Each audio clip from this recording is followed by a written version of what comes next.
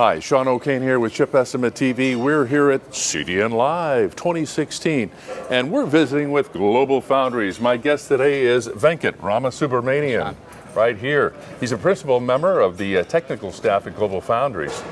Hey, Global, this week, today and tomorrow, is focusing on the 22 FDX.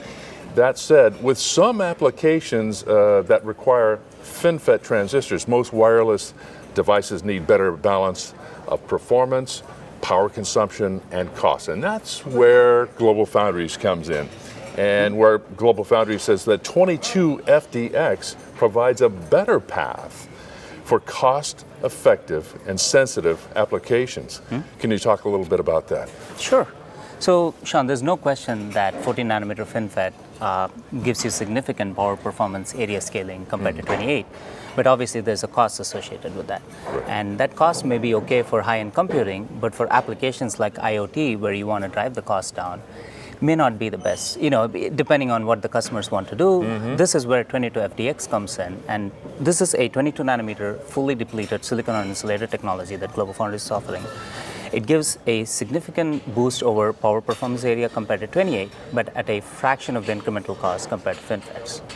The other attractive part that 22FDX comes in with is the whole ability to use back bias or body bias as an additional knob to tune the VT range of the device. Okay. So this lets a designer trade off between power and performance, leakage versus performance, depending on where they want to do what stage in the design. And 22FDX is very well positioned to enable them to do that. Globalfoundries has had a long-standing collaborative relationship with Cadence, and the IoT is a very hot topic for both companies. So what knobs has Globalfoundries and Cadence, what are they building into the tool so designers can easily design with the 22 FDX for IoT design? Sure. So one of the things I mentioned as strength of 22FDX is the ability to use your word, tune or knob the back bias, or use the back bias as a way to tune their VT range.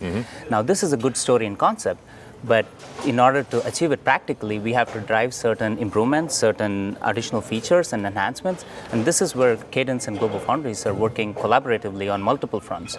On the one hand, we are driving tool enhancements and tool features into Innovus, Tempus, and Genus platforms into Cadence. On our side, from Globalfoundries side, we're also building our reference flows to incorporate these updates. So by the time the customers get access to these features, they have the features from Cadence as the EDA provider, but they also have a reference flow, a proven methodology in which they can apply these to their designs. Perfect. You spoke about tools and building. What about your 14 nanometer tool that support the continued growth of the ecosystem and that support model? Sure. So on 14 nanometer, which is a very well-established node at Globalfoundries, we offer a front-to-back suite of tools for both AMS and digital design. And our ecosystem basically comprises of the core PDK deliverables, tech files, library of devices, etc. But we also augment that with design methodology and reference flows that the customers can take and apply to their design, so they get the best out of both the technology as well as the tool features. Also, recently in our PDKs, working with Cadence, we've expanded coverage of our EDA tools.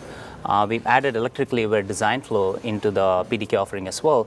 And this is a critical design aid for, especially for analog designers, where they're able to meet the pre-layout to post-layout convergence much faster, because they're able to bring in parasitics and electromigration capabilities early on in the design cycle.